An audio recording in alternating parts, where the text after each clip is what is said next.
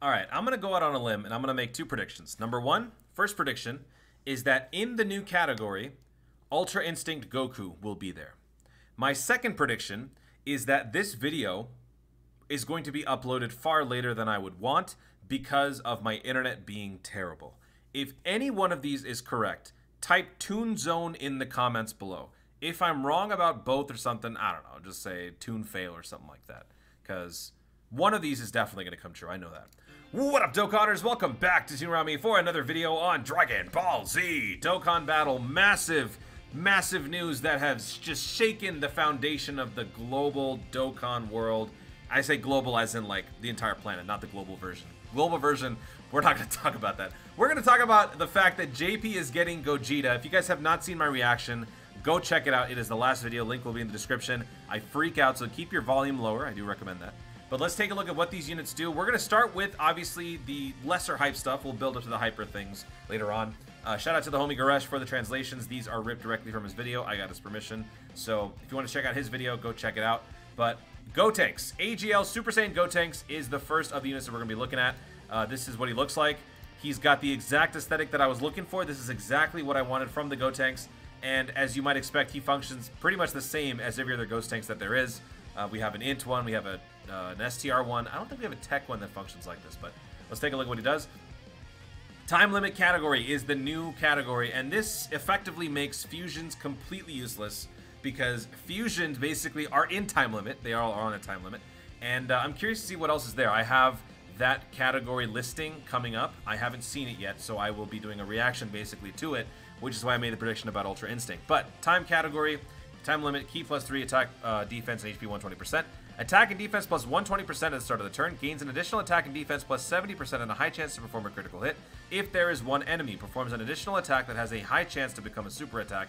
If there are two or more enemies. Time limit category allies, key +3, attack and defense plus 40%. Great set right there.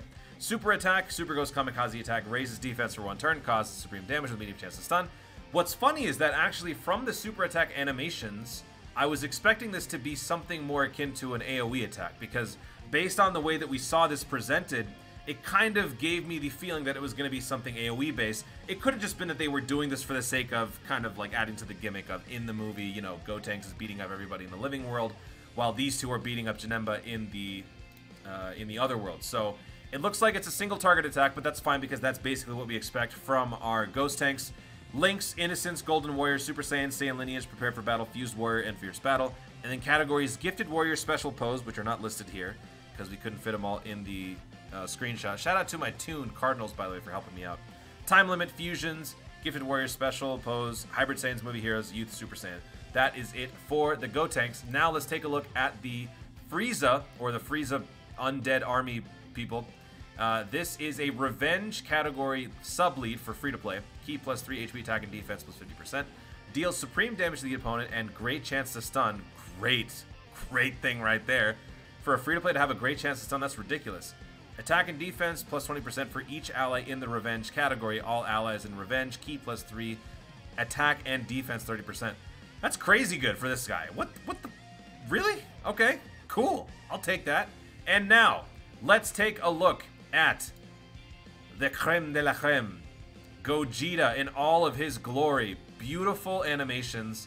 Go check out my reaction again. Like I said, it's worth it. I'm freaking out. I'm almost crying. I don't cry. But we're going to compare him to the Vegeta. So here is the unit. Fusion Reborn. Goku and Vegeta Angel. Time limit and connected hopes. Categories key +3. HP 130, attack and defense plus 170. So obviously the number one glaring thing here is the new category, of course, and the fact that Connected Hopes is the category that is coming along with it. It is not Fusions. It is not Movie Heroes. It is, unfortunately, Connected Hopes. I say unfortunately very lightly because it is still great for the category, but as far as Fusion goes, it is a bit of a bummer. And Movie Heroes also, I was really hoping that Movie Heroes would actually get a big boost, but Connected Hopes getting one is actually pretty warranted just because it's a new category, and instead of having the category fall on its face, it's better to probably give it stronger support immediately. So if you didn't summon for PyCon, now you've got another unit that can lead the way. So this is great for the category. Plus, as an added bonus, most of you who did the Legendary Goku event without PyCon probably had to use a Super Saiyan variant of the Connected Hopes. So with this, you can now do that with an even better lineup. So it's actually a much better thing that he's suited on the Connected Hopes category instead of Fusions. Fusion's just totally oversaturated, and now it's completely obsolete. And then Movie Heroes, I mean, we still have a couple leads, so I guess that's probably why. But yeah, that's how the unit is built in terms of leader skill. We're going to be doing some direct comparisons to the Vegeta, so let's keep him here. Vegito is Battle of Wits Majin Buu Saga, Ki plus 3, HP 130, attack and defense plus 170. Super attacks are exactly the same. Raise attack and defense for 1 turn causes Colossal. Raises attack and defense for 1 turn causes Mega Colossal. If we look over here, same exact thing. So raise attack and defense for 1 turn causes Colossal. Raise attack and defense for 1 turn causes Mega Colossal. So far so good. Exactly the same. Now the passive. For the Vegito, we have attack and defense plus 120, reduces damage received by 30%, plus an additional Ki plus 1 per type Ki sphere obtained, medium chance to launch an additional super attack.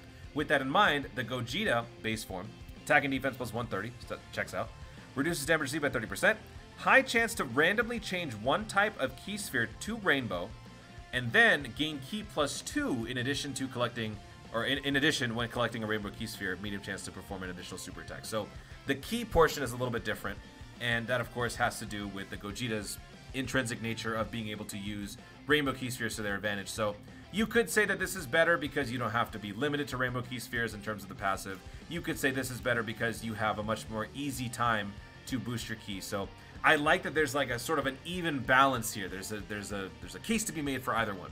Now we get to the good stuff, the transformation. So here's where the discrepancies really kick in. For Gogeta, you're able to transform after 4 or more turns have passed. HP is 70% or above. Now for Vegito, after 4 turns, you have to have 77% health or less.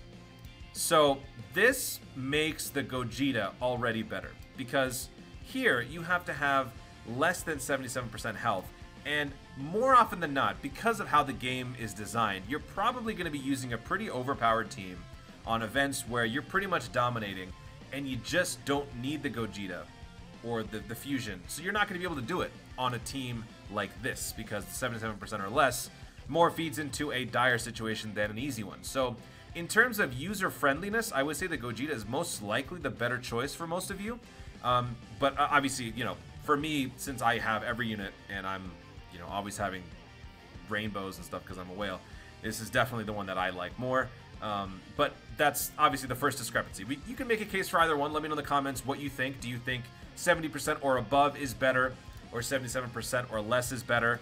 I'd love to hear your thoughts. I feel like it's a pretty easy decision to make, that it's the Gogeta's passive, or the activation, but you know, people are open to their own ideas. Now let's move on to the transformation state. When Gogeta transforms, recovers 30% HP once only, attack and defense plus 150 at the start of the turn, attacks effective against all types with a great chance to perform a critical hit, high chance of randomly change one type of Ki sphere to Rainbow, gains Ki plus 2 in addition when collecting Rainbow Ki spheres, Ki plus 5 and reduces damage received by 30%, and reveals the location of the enemy super attacks for 5 turns from first appearance. Let's just stop right there. Let's stop right there. So let's compare that to the Vegito. So the Vegito, when he transforms, he gains 50% health, so advantage Vegito. Attack and defense plus 150, medium chance of performing a critical hit. Advantage Gogeta, because Gogeta has a higher chance to perform a critical hit. Counters normal attacks with tremendous power. That is a Vegito only thing. Gogeta does not have that. So for Gogeta, instead, we transfer over the Ki thing. So extra Ki with Rainbow Ki spheres. So that kind of evens out, I guess. Plus an additional Ki plus 1 per Ki sphere obtained. So now Vegito is no longer restricted to one type. It can be anything, any type of Ki sphere, rainbow or otherwise. That's where he gets his bread and butter. Here, you get the Ki plus 2 for collecting Rainbow Ki spheres. Now, Ki plus 5 reduces damage received by 30% and reveals enemy super attacks for 5 turns. Here's where the real change kicks in. For Vegito, Ki plus 5 sees enemy super attacks for 10 turns. So this is where people are probably going to be a little bit more divided. I feel like it's still pretty obvious that it's Gogeta, but here you can foresee super attacks for 10 turns, whereas with Gogeta you can see it for 5, but at the cost of having an extra 30% damage reduction. I feel like this just makes Gogeta tons better, because now you have a good, legitimate reason to run the Gogeta in his transformed state. Because more often than not, a lot of people had this issue, including myself, in events like the Legendary Goku event. You wouldn't want to transform this guy, because he loses that damage mitigation, because he's doing that at the, you know, at the cost of using a counter. So now with the Gogeta being able to tank himself for 5 turns, you're probably going to end a fight around 5 turns post-transformation anyway, if that. So I feel like this automatically makes Gogeta better. And then on top of all of that, if it was already still a pretty balanced argument for either unit, I feel like this is the Balancebreaker that totally shifts the scales in favor of Gogeta, nullifies melee-based super attacks received from an enemy that this character hit with an ultra super attack for the turn. So this means that if you are attacking with somebody with the melee logo or the fist logo on their super attack, after you use the ultra super attack, it's going to do nothing. Nullifies damage means you take 0 damage. You're not guarding, you're not dodging, you're just taking nothing. And this basically feeds into that animation that you see in the unit when he's attacking Janemba, or Janemba's attacking him right here. So Janemba's trying to go in for the little backhand, or just a straight up B-word slap, right? I'ma slap you! And then he just goes, boom. That's nullified.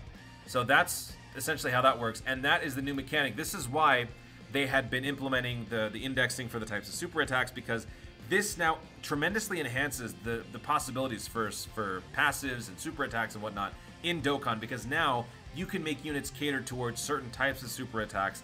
This just opens the door for a lot more variety in the game. So this is actually a really great first step in the future of Dokkan. And obviously it makes total sense canonically, because Gogeta, obviously with that one shot where he takes the hit and doesn't do anything, it's perfect. So I think that Gogeta is by far and away the superior fusion, both in and out of this super attack or this Dokkan information page, and just in general. Gogeta's better. I'm a Gogeta fan. You should be too. Gogeta's better. Now the super attacks. Raises attack and defense for 1 turn, causes Colossal, and then 18 key raises attack and defense for 1 turn, causes Mega Colossal, and lowers attack and defense. Let's take a look at this guy. Oh, look at that! He doesn't do anything any different. It's the same thing. Winner, Gogeta. Sorry, Vegeta fans. Gogeta is the superior fusion. Links, Saiyan Warrior Race, Training Spiders, Saiyan Lineage, Shocking Speed, Prepare for Battle, Fierce Battle, Legendary Power. And categories: Time Limit, Fusions, Pure Saiyans, Joined Forces, Movie Heroes, Super Saiyan, Kamehameha, Other Road Warriors, Last Resort, and Connected Hopes. That is the unit. I love it. I like it. Very, very good. Shame that Fusion is now obsolete. Movie Heroes doesn't get a new rep, but Connected Hopes does get a massive boost in value, and I cannot wait to run this. Now let's go take a look at the time limit category. So as I mentioned early on in the video, 2 predictions. Number 1, Ultra Instinct will be in the category. Number 2, this video will be way later than I suspected. If it is later, I will let you know in the pinned comment. So check the pinned comment. If I was later than I expected, I will say so, and you guys can either reply with Toon Zone or Toon Fail. I don't know. Whatever you want. Just say whatever you want. Now let's take a look at the category. This is the category. Where's Ultra Instinct? It's not here! Why? This is time limit. All the fusions are here, as we expected. Potara and Fusion Dance. No Dragon Ball Heroes fusion. This is not a Dragon Ball Heroes fusion. This is Tianxia. I do remember him from Budokai. Gohan makes total sense. He was on borrowed time when he was fighting against Goku. Frieza. Why is Frieza here? Oh, Baba. He was on borrowed time because he was basically on loan from Hell to be in the Tournament of Power. So that makes sense, which then makes sense for the Vegeta here because he was essentially the same thing. And Majin Buu, that also makes sense because borrowing powers from people, he obviously lost it. Yep. Oolong is here, which I think is hilarious, which is accurate. He is on borrowed time. And I think that's... Oh, and Goku too, this also makes sense. Oh yeah, because he was on Earth for a limited time. He had to fight against Vegeta, then he went Super Saiyan 3. Super Saiyan 3 Goku should be here as well. Yeah, Super Saiyan 3 is here. The Mono Lead Super Saiyan 3 Goku is not here. And that is because it was through different circumstances. That is not the same situation as this Goku, I'm assuming. That's why he's not here. Everything else checks out. Where's Ultra Instinct, though? Why is Ultra Instinct not here? The only reason that only justification that I can think of for Ultra Instinct not being here is that the time limit wasn't made aware for Goku. Because I think people thought that he attained it, and he finally achieved it. So when they thought that he finally achieved it, he was going to keep it. He wasn't going to change back and revert. But then we ultimately realized that he did. He couldn't keep it, sustain it. Same thing happened with complete Ultra Instinct, or like the actual Ultra Instinct. So I guess that's why it's not here. I'm a little sad that it's not, because now I'm probably going to get roasted for that. But there's got to be some of you that thought the same thing, right? Like, some of you had to think that in the comments. Let me know, please. Did you also think that Ultra Instinct would be here? Because I feel like that makes sense. Like, it had to. But that's going to be it.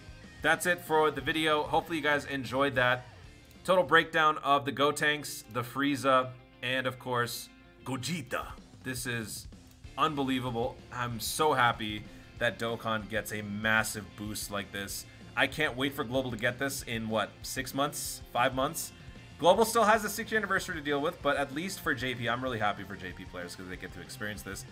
I might even summon on my JP account. I don't really put much time in my JP account, but I legit might summon for this just because of how hyped this guy is. I love Gogeta so much. So that's going to be it. Thank you so much for watching. If you enjoyed the video, be sure to leave a like down below. Let me know in the comments your thoughts on the unit, your thoughts on the Gotenks and the Frieza if you want. Let me know if you agree with me about the Ultra Instinct, and let me know what you think about this time limit category as a whole. Do you think it's kind of a contrived, forced category? Do you think it's a good one? And do you agree that this completely makes Fusion obsolete? Let me know all of your thoughts in the comments down below. I want to hear it. And also, make sure to check out my reaction video. Also, be sure to subscribe for more dope content in the future, and click the notification bell so that you let YouTube know you want to see more of my stuff. Do it! Thanks again, stay tuned, and always remember to Dokkan responsibly. Gogeta!